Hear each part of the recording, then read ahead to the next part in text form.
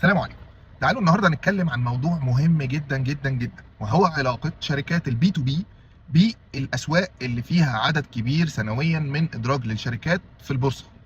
لو جينا نشوف مثال للسوق السعودي، هنلاقي ان احد اهداف رؤية 2030 هو ازدياد عدد الشركات المدرجة في البورصة، سواء المدرجة في البورصة الرئيسية تاسي او السوق الموازي نمو، وبالتالي ده بيساعد شركات البي تو بي. طب ازاي يا محمود ده ممكن يساعد شركات البي تو بي وينشط السوق؟ تعال نشوف شركات اللي بيتم ادراجها في البورصه دي. عشان يتم ادراجها في البورصه بتحتاج ايه؟ اولا بتحتاج تدقيق للقوائم الماليه، فبالتالي بتستعين بشركات عشان تنفذ المراجعات المحاسبيه وتعديلها وتنسيقها والتدقيق نفسه، وشركات الاشراف اللي بتدي اعتماد على الميزانيات والقوائم الماليه ان هي سليمه، وبالتالي ده يساعد الشركه ان هي تعمل تقييم عادل ليها فيتم تسعير السهم بتاعها في البورصه.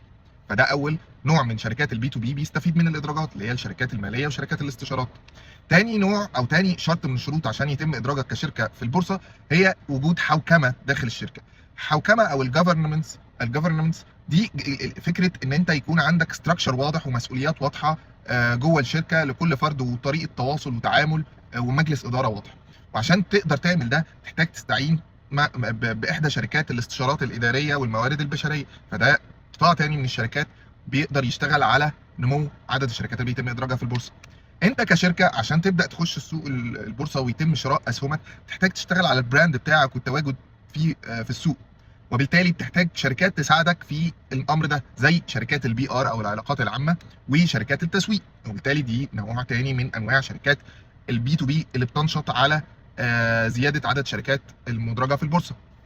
كمان انت عشان تقدر تطلع التزامات وجودك في البورصه زي التقارير الدوريه بتحتاج يكون عندك كنترول قوي جدا على الارقام، وعشان تقدر تطلع الارقام دي بشكل قوي لازم يبقى عندك سيستمز داخليه قويه. السيستمز دي سواء اي ار بي او سي ار امز او ادوات، كل ده بيندرج تحت مفهوم الديجيتال ترانسفورميشن، ان انت تعمل ديجيتال ترانسفورميشن للاوبريشنز والتعاملات الداخليه جوه الشركه. وبالتالي قطاع الشركات الموجود في البي تو بي اللي يخص الديجيتال ترانسفورميشن سواء استشارات او شركات برمجه او شركات اي ار بي كلها بتنشط ايضا مع دخول الشركات في البورصه. الكفاءات دي انت عايز تأدي بشكل افضل، لان بقى في مستثمرين اضافيين موجودين شارين الاسهم وعايزين اداء افضل، فده بيضطرك انك تدرب بشكل دوري الفريق بتاعك عشان تأدي باداء افضل، فشركات التدريب كمان بتنشط.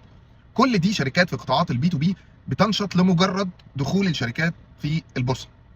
وبالتالي لو انا يا محمود صاحب شركه موجوده في سوق معين وعايز ادرس توسعي في بلاد معينه، هحاول ارتب البلاد دي من ضمن عناصر الترتيب بتاعتي عدد الادراجات اللي بتتم جوه السوق ده عشان